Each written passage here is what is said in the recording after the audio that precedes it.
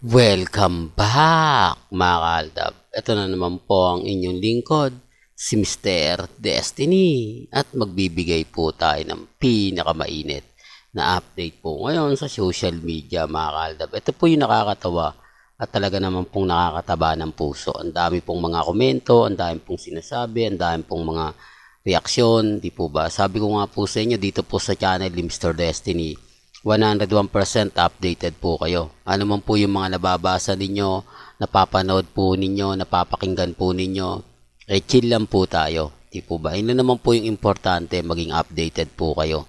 Lalo na nga po pagdating sa social media. Ako, masaya ako mga kaaldab dahil tayo na naman po ang #1 trending. Biruin niya mga kaaldab.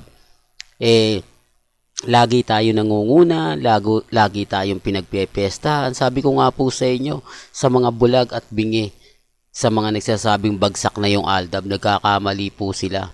Hindi po ba? Hindi lang nila matanggap o sabihin na natin na hindi lang po nila alam ang katotohanan na tayo pa rin po yung nangunguna. Tayo pa rin po ang malakas. At sa mga nambabas po sa atin, sa mga nagsasabing hindi, ganto, ganyan, okay lang. Ang importante lang naman po mga kaaldab, kumbaga ang website na po nagsasabi, ang Instagram na, Twitter, Facebook, tayo po yung nangunguna. Kahit naman po sabihin nila hindi totoo yan, kung napapanood naman po nila at nakikita, di po ba? Sila na yung may ano niyan, sila na po yung masasabi natin bitter, di po ba? Alam nyo naman po pagdating sa pagbibigay ng update, hindi tayo nagpapahuli, lalong-lalo na nga po kila Mengay at Tisoy. Bakit hanggang ngayon ang lakas pa rin ng Aldab? Bakit hanggang ngayon hindi tayo natitinag?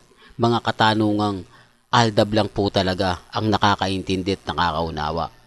Kasi sinasabi ng mga netizen, yung iba po, binabayaran daw po o may isa daw pong mayamang Aldab ang nagbabayad para mag-trending tayo. Yan po yung kabaliktaran, no? Hindi ko alam mga ka-Aldab kung bakit ganyan sila kapag pinag-uusapan na. Totoo naman po, di po ba? Kapag maraming update si Alden, promotion, dalawa sila ni Julia Montes, hindi nagpo-post si Mengay eh. Wala siyang update. Parang hinahayaan niya muna sila Mengay at si Julia Montes na mag-trending. Di po ba? Hinahayaan niya muna. Tapos kapag katapos na, saka lang siya magbibigay ng update. Ganyan po katindi si Maine Polkerson sa pagbibigay nga po ng mga kaganapan. Sabi ko nga po sa inyo, kung updated po kayo, kung followers po kayo ni Mengay, alam nyo yung sinasabi ko, alam nyo yung pinupunto ko, di po ba? Totoo naman po na wala naman po talagang binabato si Mengay na ikagagalit ng Aldab Nation, di po ba? Simple lang naman po yung mga binibitawan ni Mengay, mga update na kung saan walang masasaktan, parang neutral lang po talaga yung mga post niya. Pero para sa Aldab Nation, masaya po kami kasi hindi po kami gaanong sinasaktan ni Mengay. Totoo naman po eh, depende na lang yan sa mga tao magre-react.